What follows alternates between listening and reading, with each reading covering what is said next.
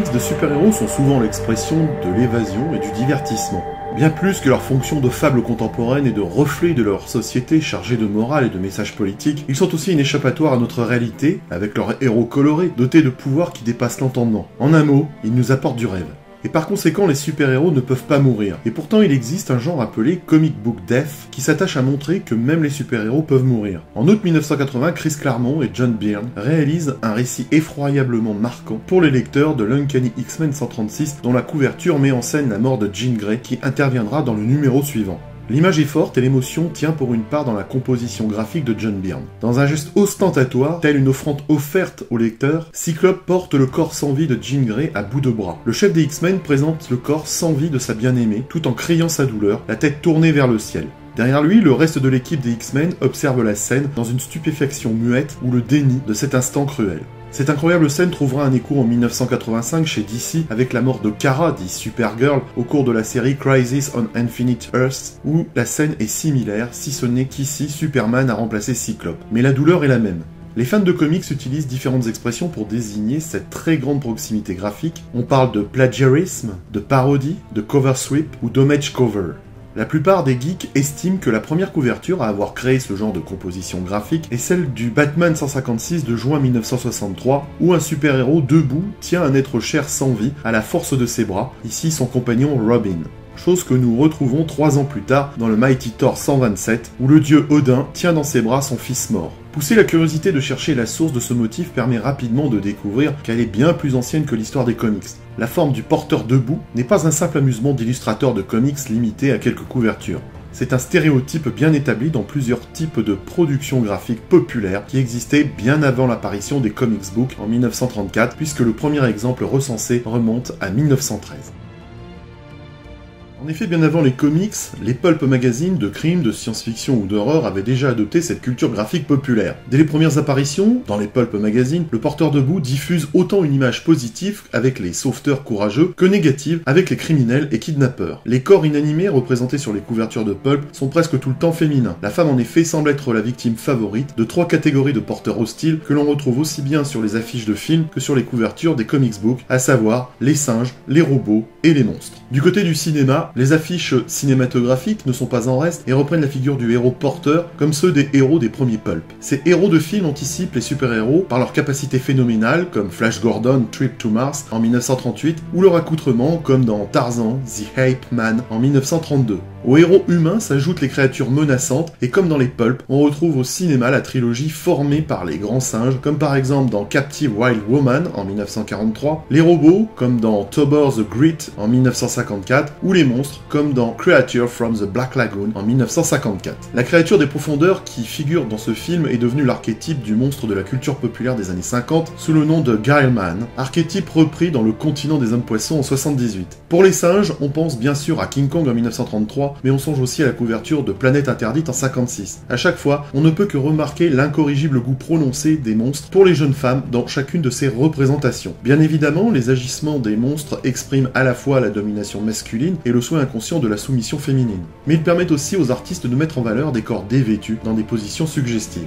Comme dans les 2 couvertures de nos comics de Superman avec Kara ou de Cyclope avec Jean Grey, on constate que déjà dans les couvertures de pulp et les affiches de films, tous ces porteurs crient, y compris les robots.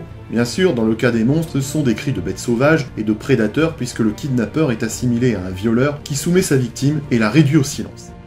Pour en revenir aux comics, les mêmes stéréotypes sont présents dès l'âge d'or des comics books, sauf que les singes, les robots et les monstres sont remplacés par les super-héros porteurs. La couverture du Detective Comics numéro 31 de septembre 1939 illustre la transition entre le monde des super-héros et les monstres des pulp, puisqu'il s'agit ici de la première apparition de Monk, un vampire costaud, portant à bout de bras sa victime. En revanche, sur la couverture d'Exciting Comics 14, en novembre 41, c'est bien un super-héros appelé Black Terror qui adopte une posture de sauveteur qui crie. Il en est de même sur la couverture de Sensation Comics numéro 18 en juin 43 où on voit Wonder Woman en sauveteuse. Ainsi, nous pouvons dire que la couverture du Batman de juin 1963 n'est pas le premier super-héros porteur. En revanche, il semblerait bien qu'il s'agisse du premier exemple où un super-héros masculin, ici Robin, est présenté mort dans les bras d'un autre super-héros. Quelques nuances sont apparues parfois à l'image de ce corps porté qui est à l'état de squelette sur cette couverture de The Saga of the Swamp Things, numéro 28, en septembre 84. Le corps peut aussi être remplacé par le seul vêtement d'un super-héros disparu, comme sur cette couverture d'Action Comics Weekly de mars 1989. Parfois, la censure française a quelque peu modifié la couverture américaine, comme par exemple dans l'Aquaman 37 de 1968, où le héros tient dans ses bras une sirène et il semble désemparé. Dans l'édition française intitulée Aquaman numéro 1, chez Haredi Artima en 70, la sirène est devenue un dauphin. Citons enfin les parodies, à l'image des couvertures des Marvel Zombies, connues pour être souvent les parodies de la Pietà, publiée dans un graphic novel à l'occasion de la mort du Captain Marvel en 1982, une couverture quelque peu zombifiée en 2007.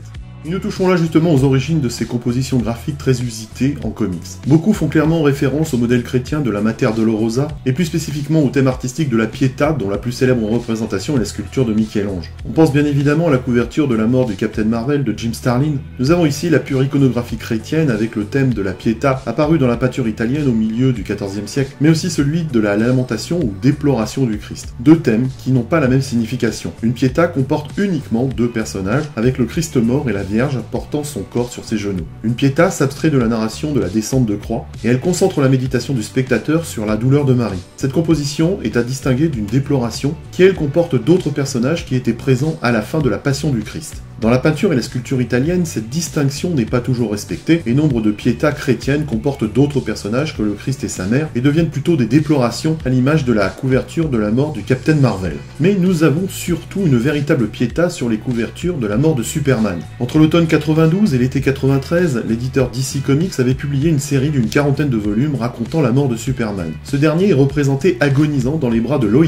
Lane, devant le siège du Daily Planet. La couverture du volume récapitulatif, paru en 93, représente la même scène, mais cette fois-ci, Lois Lane est seule avec Superman et elle crie sa douleur vers le ciel. La mort de Superman rappelle donc bien le modèle formel de la Pietà, tandis que celle de Jean Grey ou de Kara, avec leurs personnages en arrière-plan, sont plus proches des déplorations. Les figurations du genre sont beaucoup plus équilibrées dans le monde des comics. Les femmes portées ne sont plus forcément les principales agonisantes et les hommes deviennent même majoritaires. La couverture de Metal Man en 1963 est la première apparition d'un super-héros masculin sur les bras d'une super-héroïne. Celle-ci cependant n'est pas seulement éplorée, elle protège aussi le super-héros, conservant ainsi certains traits des héros sauveteurs si présents dans les pulps. Si l'on s'en tient au seul super-héros, la forme de déploration debout est établie bien avant 1980, année de la parution de la fameuse couverture d'Uncanny X-Men avec la mort de Jean Grey. Le Superman de 1974 représente la mort de Lois Lane, qui avait déjà été illustrée en 1972 dans Superman's Girlfriend, Lois Lane 128, mais sous la forme d'une déploration debout. En 1946, Catman, sur la couverture de son numéro 31, protège le corps inanimé de Keaton. Toutefois, le super-héros ne crie pas, et la scène n'est donc pas une déploration.